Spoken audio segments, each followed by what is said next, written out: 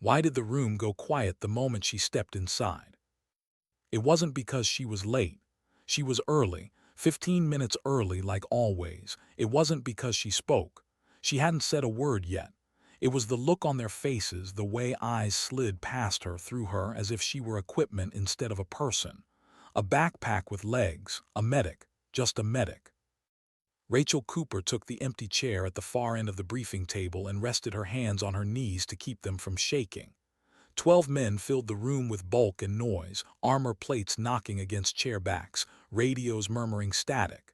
She was smaller than all of them, lighter, quieter. Her uniform was clean, pressed, unremarkable. Nothing about her announced danger, nothing about her demanded respect. That apparently was the problem. The commander stood when she entered, Lieutenant Steele, broad shoulders, scarred knuckles, a voice that didn't need amplification. He looked at her the way men look at weak links, not with anger but calculation. "This is the medic?" he asked, not bothering to lower his voice. No one answered. Rachel kept her eyes forward. She had learned a long time ago that defending yourself too early only gave people something to aim at. Steele took a step closer. "You run triage, bandages, morphine." "Yes, sir," she said. He smiled without warmth. "We don't need a babysitter." The words landed softly. That was what hurt most, not the insult, the certainty behind it. When he reached out and tore at the front of her medical blouse, the sound of fabric ripping cut through the room sharper than a shout. She froze, not from fear, from shock, from the sudden understanding that this wasn't about her competence. It was about dominance. Steele leaned in close enough that she could smell tobacco on his breath. "Tomorrow, we patrol Sector 7, Taliban country. You slow us down, you get someone killed." Her boots lifted off the floor for a fraction of a second as his hand clenched her collar, long enough for her lungs to burn, long enough for the room to watch. Rachel didn't cry out, she didn't beg.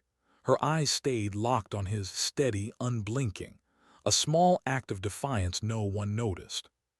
Steele released her. She hit the concrete hard, knees cracking, pain flaring bright and sharp. Laughter rippled through the room, not loud but approving. Then the door opened. Colonel Winters didn't raise her voice. She didn't have to. Authority settled around her like gravity. One look at the torn uniform, the red blooming through Rachel's trousers, the expressions on the men's faces, and the temperature in the room changed. "What's going on?" she said, "right now." Steele straightened. "We need a real combat medic." Winter's eyes flicked to Rachel, held there a moment longer than expected. "She stays," the colonel said. "That's an order." Later, alone in the medical supply room, Rachel folded the torn fabric with careful hands. Her fingers were steady now. They always were when it mattered. She told herself the same thing she'd told herself years ago, in another place, under another name. Endure now, prove nothing, survive everything. But there was something she hadn't told them. Not yet. Why did the rifle feel heavier than it should have? The range was loud with confidence. Steele and his men fired first, tight groups, center mass, controlled recoil. Professionals. Rachel waited at the end of the line while jokes passed over her like shrapnel that never quite hit. When it was her turn, someone accidentally kicked her ammo can. Rounds scattered across concrete. Laughter followed. Rachel knelt and collected each cartridge. Slow, methodical. She loaded the magazine, raised the rifle, and something inside her shifted. Breathing slowed, noise faded. 5 shots, 5 seconds. When the target rolled back, the range went quiet. 5 rounds, 1 ragged hole, all headshots. No one clapped. Steele didn't look at the target. He watched her stance, the way she cleared the weapon, the way she stepped back without waiting for approval. That night in the mess hall, hot sauce spilled across her tray. Someone laughed. Someone else looked away. Lisa Park slid a napkin toward her. "Some of us know," she whispered. "Be careful tomorrow." Rachel nodded. She didn't ask what Lisa meant. She already knew something was coming. What does it feel like when the world ends in sound? The IED detonated beneath the second vehicle, lifting it into the air like a discarded toy. Fire, metal, screams. The valley erupted with gunfire from both sides. Rachel was moving before the shouting started, out of the vehicle, medical kit in hand, bullets snapping past her head. Two men trapped in the burning wreck, one conscious, one not. She pulled the first free, then went back. The explosion threw her forward. She covered them with her body as shrapnel sang overhead. Someone yelled for a medic. Steele was down. His wound was catastrophic, the kind that emptied rooms, the kind that textbooks said you couldn't fix out here. Rachel didn't hesitate. She worked with hands that remembered things her file didn't. Clamped, packed, sutured, ketamine just enough to keep him conscious. "You're going to live," she told him, "but you need to fight." When the radio crackled and she switched to a frequency no medic should know, when she spoke call signs that weren't supposed to exist, something old and buried woke up. "Danger close," she said calmly. "Fire mission inbound." Artillery broke the ambush like a hammer. Later, when the sniper revealed himself, she took the rifle without asking. One breath, one squeeze, silence. The men looked at her differently then. Not with awe, with understanding. But why did she throw herself over the man who tried to break her? The gunship's fire lit the valley like judgment. The medevac bird came in hot, wounded, loaded, Steele first. He grabbed her arm as they lifted him. "I didn't know," he whispered. She met his eyes. "Save your strength." At the hospital, surgeons stared at her work in disbelief.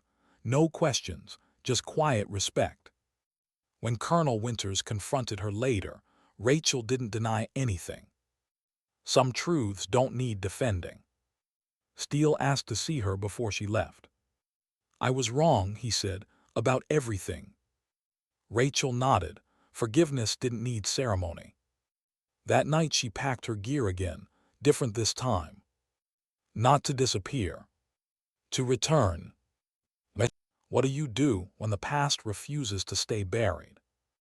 Building 3's basement held photographs, ghosts, names that didn't officially exist. Lisa waited there, so did the truth. They had been betrayed, used, erased. Now someone wanted them back. When General Morrison offered the hunt, Rachel didn't hesitate.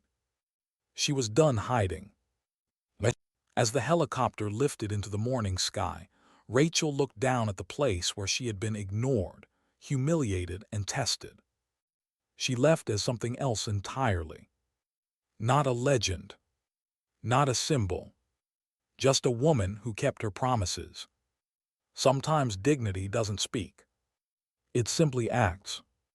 Why did the silence follow her longer than the laughter ever had? Rachel felt it the moment she stepped onto the range, that strange, suspended quiet that comes after mockery has burned itself out but before respect has been earned. The men didn't stop talking entirely. They just lowered their voices, as if unsure whether she was worth the energy anymore. Dismissal could be louder than insults. She preferred it that way. Dismissal meant they weren't watching closely, and not being watched had kept her alive before. Steele stood near the firing line, arms crossed, posture loose with confidence. He didn't look at her directly. That was intentional. He wanted her to feel small without giving her the dignity of acknowledgement. Rachel adjusted the strap of her medical kit and waited where she'd been told to stand last in line, far from the center, far from relevance. She told herself it didn't matter. She wasn't here to be liked. She wasn't even here to be trusted. She was here because someone, somewhere up the chain, had decided she was necessary. That knowledge was thin armor, but it was armor all the same. When the first shots rang out, the men performed exactly as expected. Controlled bursts, tight groupings, years of training compressed into muscle memory. They were good. Rachel never denied that. She, learned long ago that underestimating skill was as dangerous as overestimating ego. Steele finished his run and stepped aside, not bothering to clear space for her. Someone laughed as her ammo can was nudged, then kicked. Rounds spilled across the concrete, skittering like coins dropped on stone. "Careful," a voice said lightly. "Butterfingers." Rachel knelt. The concrete was cold through her trousers. She gathered each round with deliberate care, ignoring the heat rising in her face. Her pulse thudded in her ears, not from fear but from memory. Another range, another life, another time she'd been tested by humiliation rather than instruction. She loaded the magazine, feeling the familiar resistance of the spring. The rifle settled into her shoulder like it remembered her, even if she wasn't sure she remembered herself anymore. She raised it. The world narrowed. Breath in, half out, sight picture steady. The trigger broke clean. She didn't rush. She didn't hesitate. 5 rounds left the barrel with quiet authority, each one placed where intention met discipline. When she lowered the weapon, the echo of the last shot still hung in the air. The range master called ceasefire and walked downrange. No one spoke while the target was reeled back. When it stopped, a murmur rippled through the line, not admiration, not yet, but confusion. 5 holes, 1 cluster, high and tight. Someone scoffed, "Lucky." Rachel cleared the rifle and stepped back. She didn't look at the target again. She didn't look at Steele. She felt his eyes on her, calculating, unsettled, but she didn't give him the satisfaction of reaction. That night the mess hall smelled of overcooked meat and disinfectant. Rachel chose a corner table where she could sit with her back to the wall. Old habit, hard to unlearn. She'd taken 3 bites when the hot sauce hit her tray, blooming red across the metal like a wound. Laughter followed, sharp and careless. She stared at it for a moment, then reached for a napkin. Her appetite was gone, but hunger was something she'd learned to function through. Lisa Park slid into the seat across from her without asking. "They're wrong," Lisa said quietly. Rachel shrugged. "They usually are." "That doesn't make it okay." Rachel met her eyes then, saw something there, not pity, not curiosity, recognition, that made her uneasy. "I've had worse," Rachel said. Lisa studied her for a moment longer, then leaned closer. "Be careful tomorrow." Rachel nodded. She didn't ask questions. Warnings like that were rarely accompanied by answers that helped. Later, alone in the medical supply room, Rachel laid out her kit with ritual precision. Each item had its place. Each place had a reason. She checked and rechecked, not because she doubted herself, but because control was a comfort. Control was something no one could take without touching her first. She paused over a small vial, fingers hovering. Not standard issue. She slid it into the kit anyway. The memory she'd been holding back surfaced then, uninvited, insistent. A different valley, different uniforms, a radio call that had come too late, blood on her hands that hadn't been hers to spill. She closed the kit and locked it. Some ghosts were useful, others were just heavy. The briefing the next morning was brisk, all angles and arrows. Sector 7, a presence patrol, simple on paper, deadly in practice. Rachel studied the map while Winters spoke. Her unease grew with every contour line. A narrow valley, high ground on both sides, predictable movement. A choke point. She raised her hand. The groans were immediate. "Ma'am," she said carefully, "that route creates a natural bottleneck at grid reference." Steele laughed, cutting her off. "The medic wants to play tactician." Laughter again, easier this time, familiar. Rachel lowered her hand slowly. She noticed 2 men exchange a glance, brief, thoughtful. She stored that away. Allies didn't always announce themselves. The convoy rolled out just after dawn. Rachel was assigned to the last vehicle, tail end, expendable. She climbed in without comment. The village slipped past in muted colors, doors closed, Faces turned away. The radio crackled with casual chatter layered over tension. Rachel checked her kit again. Fingers brushed the hidden tools, the things she hoped she wouldn't need, the things she always did. The first explosion erased thought. The vehicle ahead of hers lifted, twisted, came down wrong. Fire followed, screams. Gunfire erupted from the ridgelines, sharp and disciplined. This wasn't harassment. This was deliberate. Rachel was moving before the radio finished shouting contact. She ran low, cutting angles, timing her movement to the rhythm of incoming fire. Training older than this assignment took over, muscle memory overriding doubt. The overturned vehicle was already burning. She could hear someone inside. She didn't think about the heat. She didn't think about the risk. She thought about hands and leverage and breath. One man came free screaming, burns but alive. She went back. The second was unconscious, trapped by twisted metal. She pulled with everything she had, muscles burning, lungs screaming. The explosion came as she cleared the wreck, throwing her forward. She covered them with her body. Shrapnel whistled overhead. Someone yelled her name. Someone else yelled for a medic. Steele was down. She reached him through smoke and chaos, heart pounding, senses sharp. His wound was worse than she'd feared, catastrophic. He looked at her then, really looked, and the contempt was gone, replaced by something raw and terrified. "Help me," he whispered. Rachel knelt. This was the moment everything narrowed to choice. She opened her kit and went to work. Her hands didn't shake. They never did when it mattered. And somewhere beneath the gunfire and shouting, beneath the weight of being underestimated and ignored, a quiet truth settled in her chest, steady and unmovable. She had never been just a medic. They simply hadn't been ready to see what that really meant. Why did she feel calm when everything around her was coming apart? The valley had a sound once the ambush fully unfolded, not chaos but rhythm. Gunfire came in patterns. Shouts rose and fell. Explosions echoed with a delay that told her how far away they were. Rachel noticed these things the way some people noticed weather, not consciously, instinctively. Her world had narrowed to motion, timing, and breath. Steele lay half-exposed near the lead vehicle, blood darkening the dust beneath him. His face was ashen, jaw clenched so hard she could see the muscles twitch. He wasn't screaming anymore. That worried her more than if he had been. Rachel slid into position beside him, using the wrecked vehicle as partial cover. Bullets snapped into metal inches above her head. She didn't flinch. Fear required imagination. Right now, she had none to spare. She cut away his vest and uniform with quick, economical movements.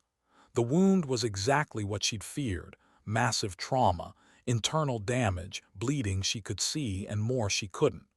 The kind of injury that didn't forgive hesitation. Steele grabbed her wrist with surprising strength. Don't let me die," he said, voice breaking. Rachel met his eyes. There was no triumph in her expression, no judgment, just focus. "Listen to me," she said calmly, leaning close enough that he could hear her over the gunfire. "You're going to stay awake. You're going to breathe when I tell you, and you're going to fight. Can you do that?" He nodded once. That was enough. She reached into her kit and drew out a vial that wasn't on any checklist. Her hands moved with certainty as she administered it, measuring dose by instinct and experience rather than formula. Enough to dull the edge, not enough to steal consciousness. Steele gasped as pain tore through him again, but Rachel was already working, clamping, packing, compressing. Her fingers were slick with blood, but they didn't slip. She spoke to him as she worked, not with comfort but command.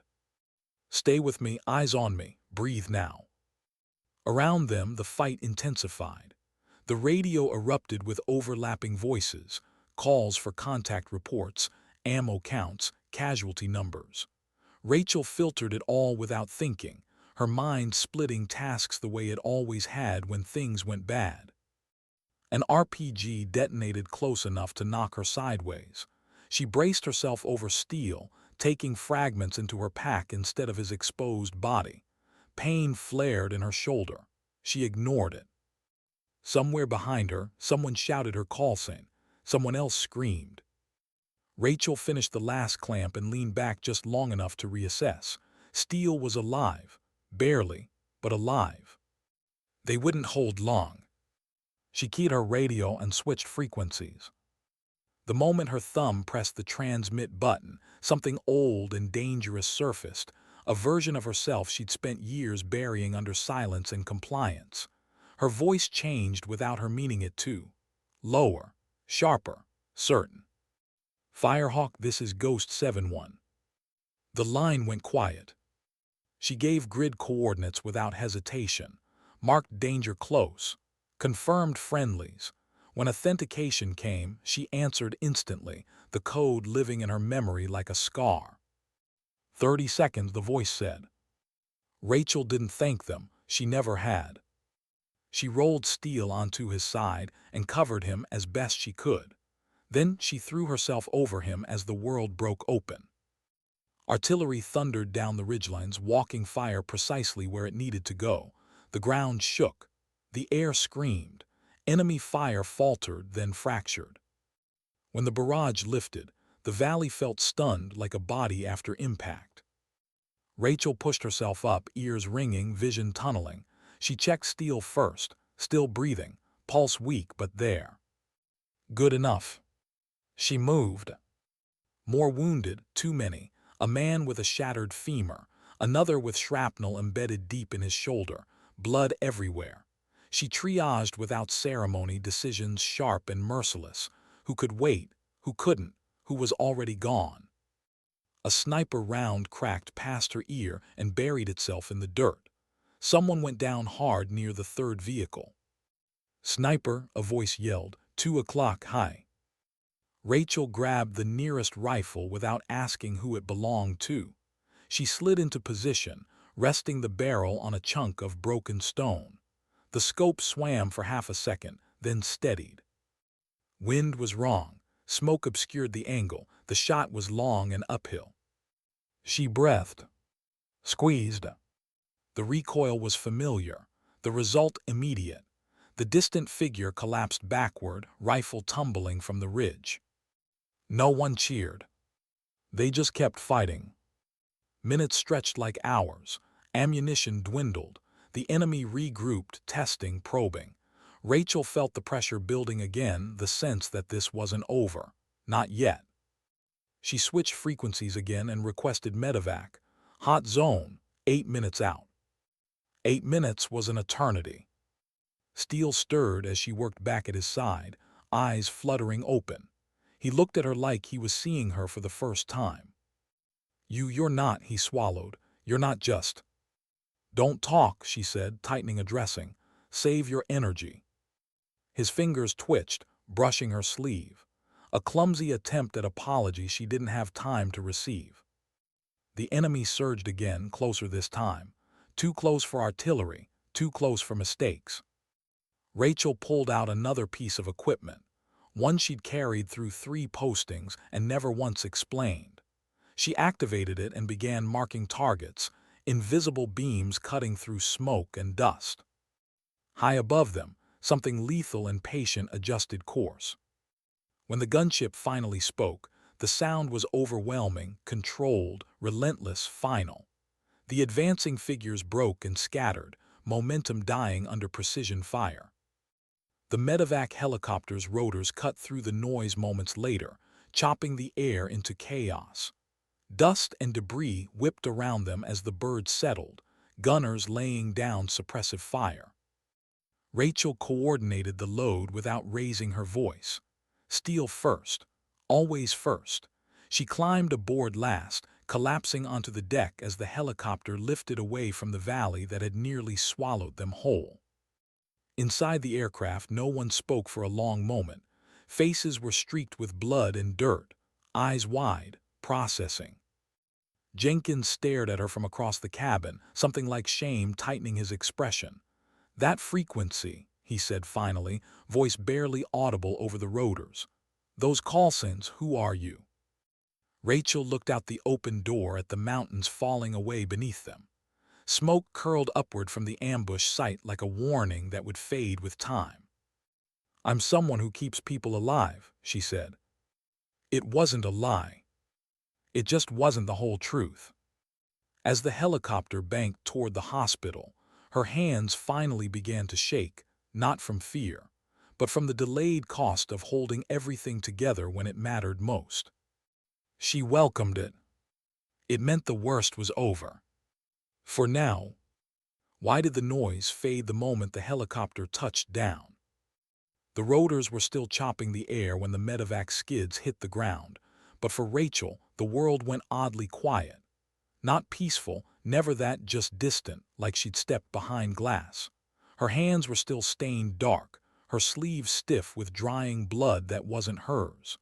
The urgency that had carried her through the valley began to thin, leaving something heavier behind. They unloaded the wounded in a practiced rush. Orders were barked, gurneys rolled, doors slammed. Rachel moved with them, still working, still calling out vitals, still handing off care with clipped precision. The hospital lights were too bright, too clean. They made the dust and smoke in her memory feel unreal, like something imagined rather than survived. A surgeon paused when Rachel finished her report.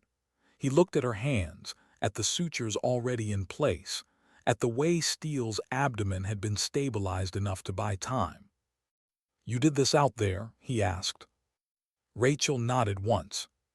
The man didn't ask anything else. He just said, "We'll take it from here," with a respect she hadn't expected and didn't know how to receive.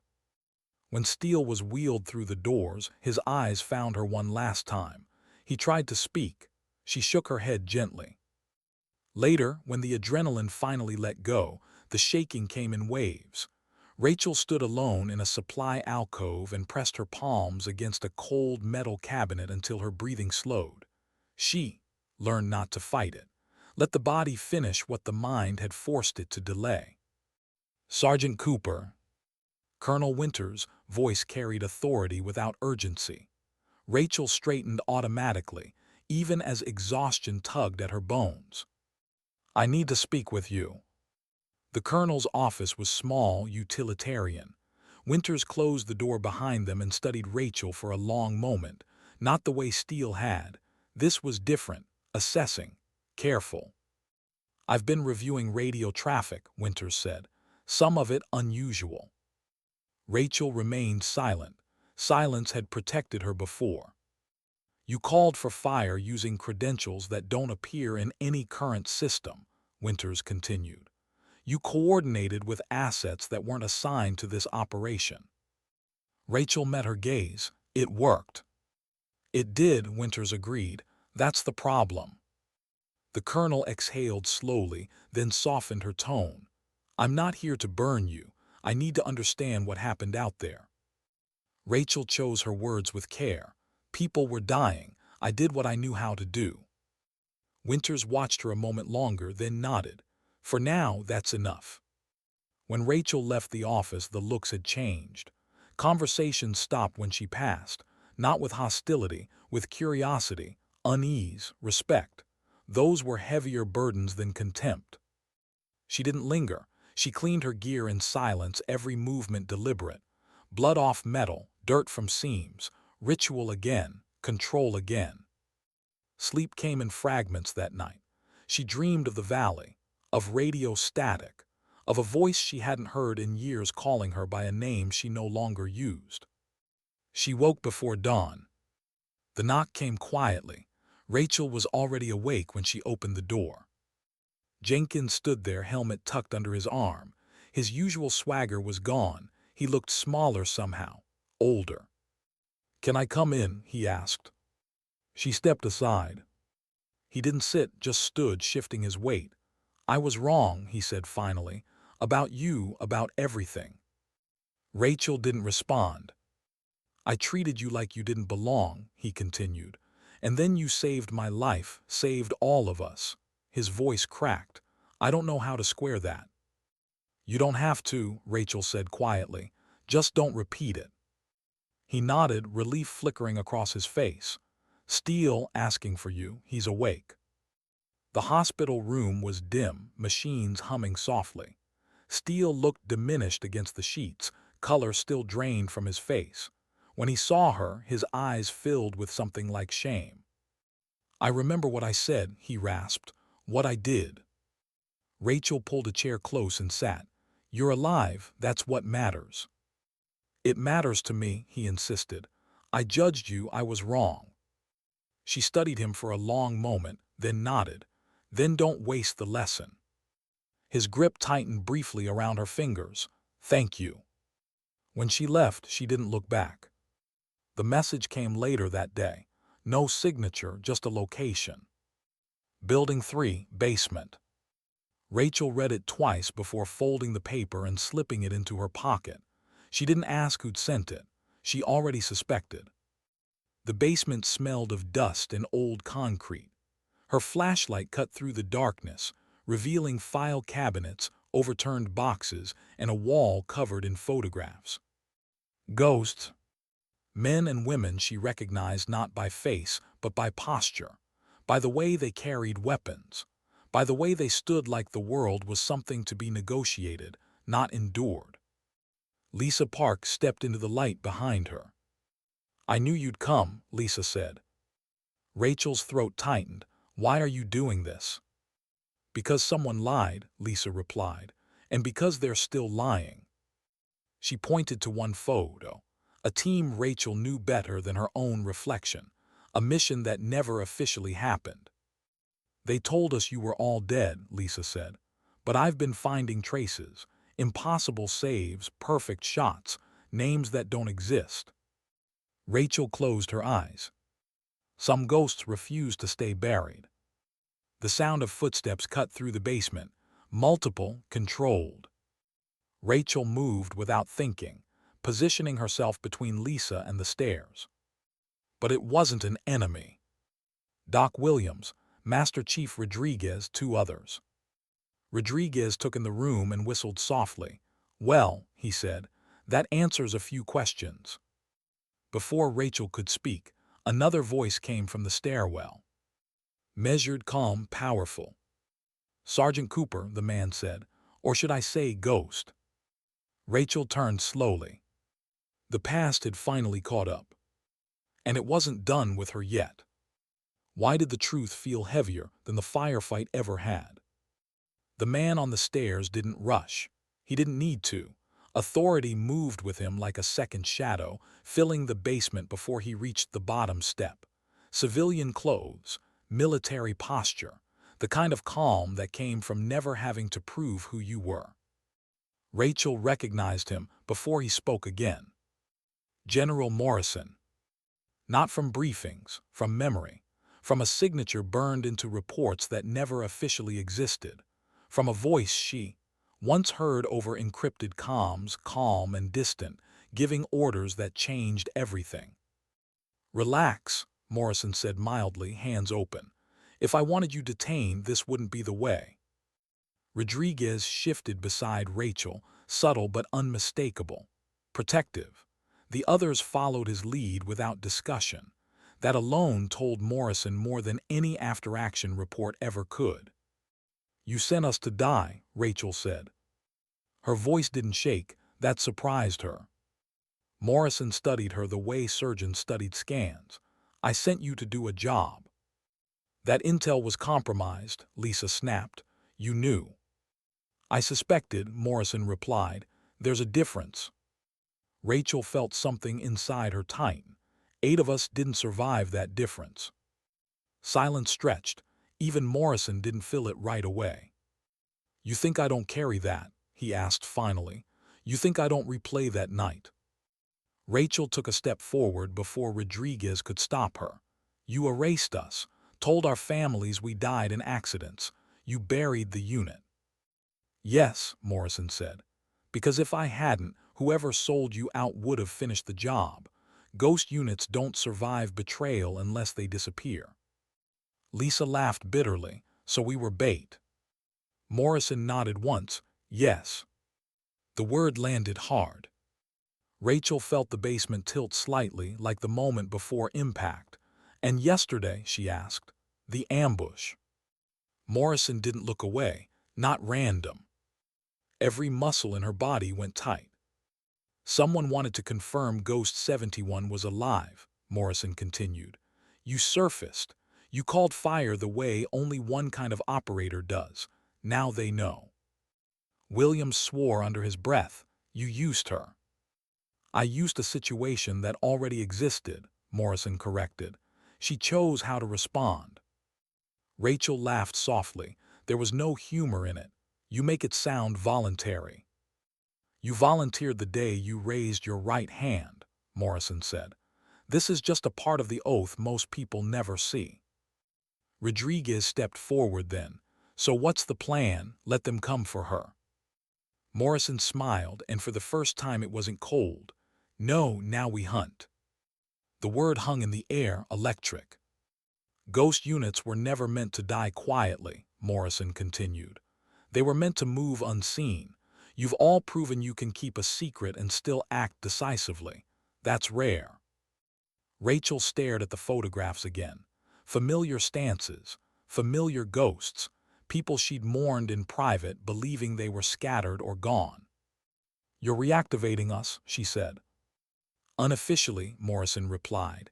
No patches, no paperwork, plausible deniability down to the bone. And if we say no, Williams asked. Morrison shrugged. Then you go back to your lives and hope no one decides you know too much. Rachel felt the weight of it settle, not fear, but inevitability. The firefight had stripped away her ability to pretend she was done with that life. The medic mask had cracked. The ghost underneath had breathed again. She looked at Lisa, at the anger there, the grief. My brother died because of your plan, Lisa said. Yes, Morrison said quietly. And if we do nothing, others will die the same way, quietly, forgotten. Rachel closed her eyes. She thought of the valley, of Steele's hands clutching at her sleeve, of men who despised her trusting her with their lives without hesitation when it mattered. She opened her eyes. When, she asked. Morrison checked his watch. 6 hours, transport's already moving. Rodriguez nodded. We're in. The others followed without hesitation. Morrison turned to Lisa. Corporal Park, your investigation has been noted. If you want justice, stay close to Ghost 71. Lisa met Rachel's eyes. I'm not leaving. Rachel nodded once. That was enough. Morrison headed back up the stairs, pausing only long enough to look at Rachel over his shoulder. Lieutenant Steele is asking for you.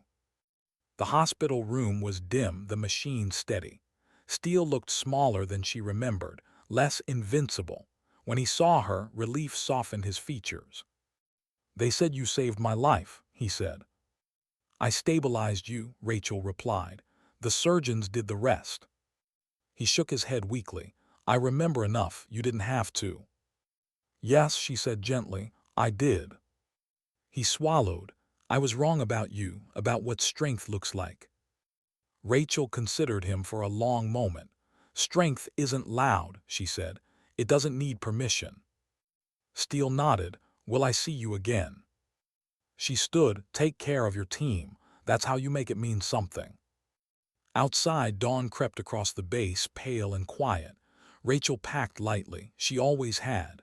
New documents waited in a sealed envelope. A name that would work. A life that would move. On the flight line, the men stood waiting. No jokes, no bravado, just readiness. Lisa fingered the dog tags around her neck. What do we call you now?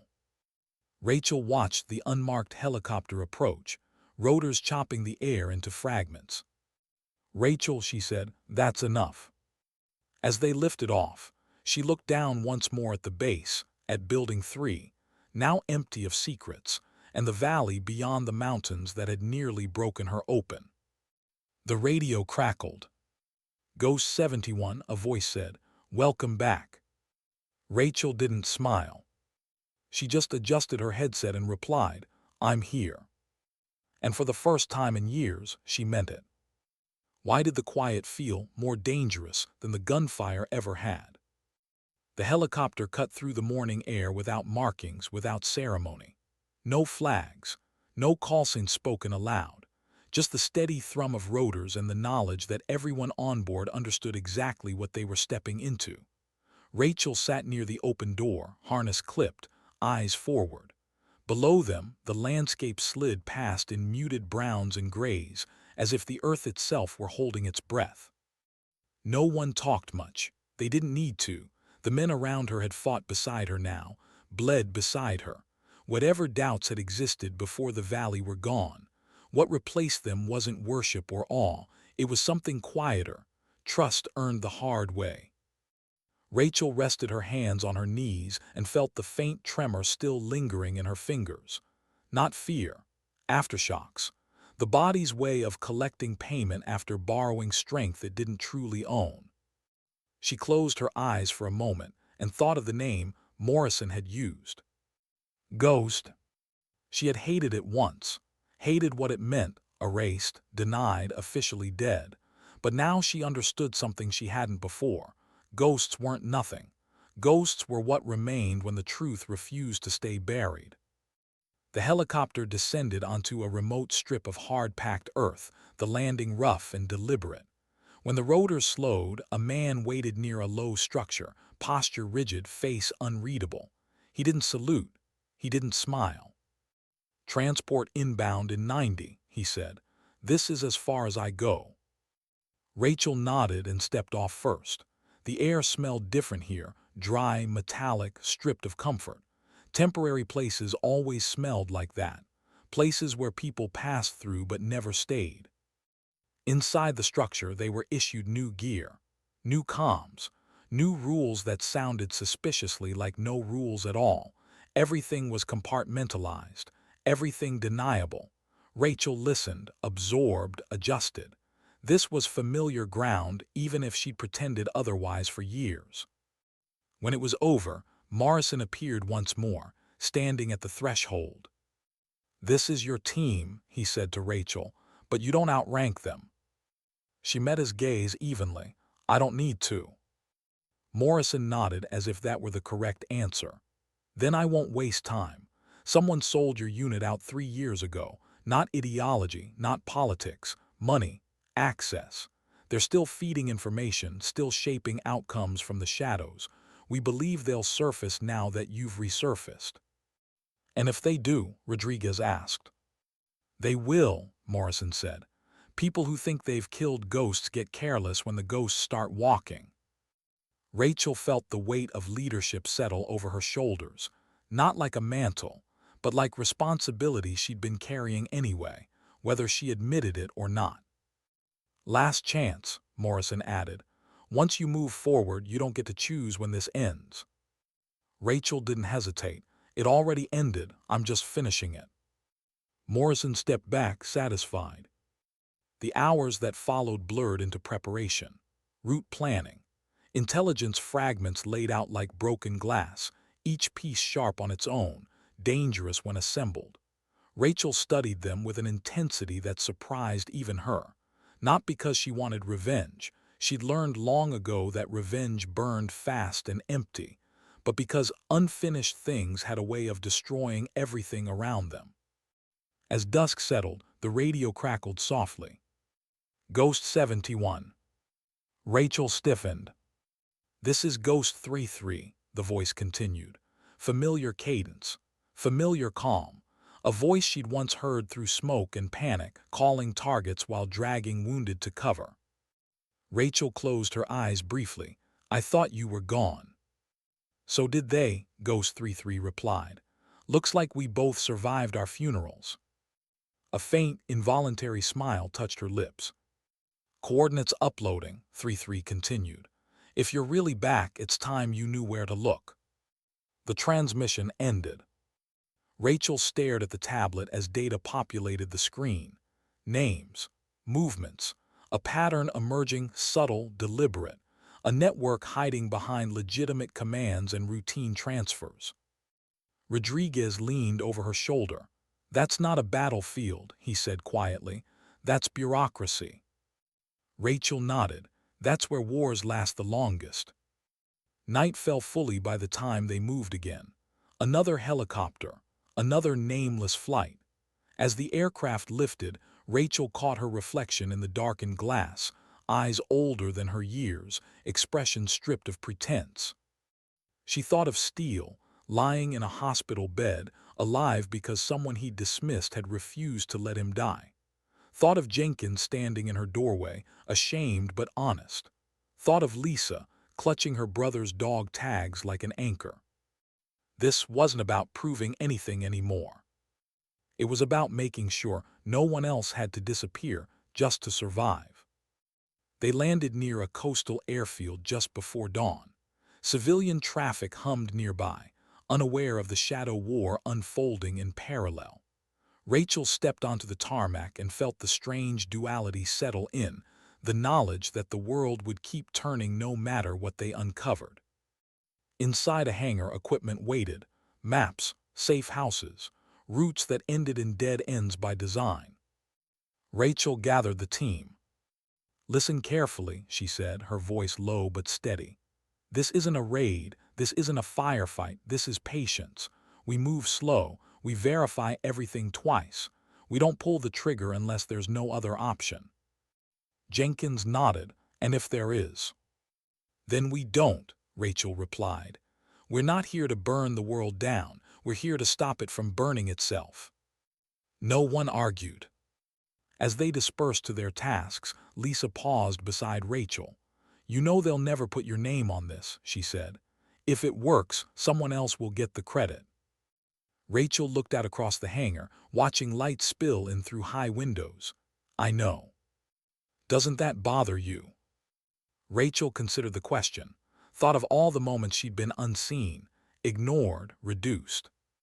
"No," she said finally, "being seen was never the point." Hours later, as Rachel stood alone near the edge of the airfield, the sun fully risen now, she allowed herself one long breath. The kind you take when you realize there's no going back, and strangely, you don't want to. Her radio crackled one last time.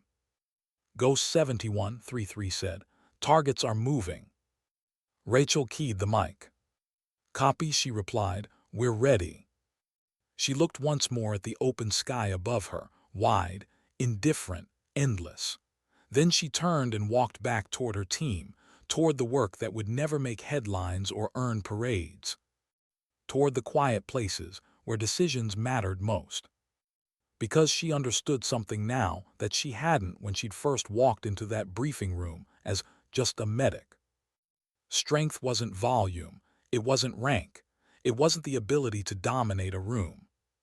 Strength was showing up anyway, holding the line when no one clapped, dragging someone through fire not because they deserved it, but because leaving them behind would cost you something you couldn't afford to lose. Sometimes dignity doesn't speak. It simply acts.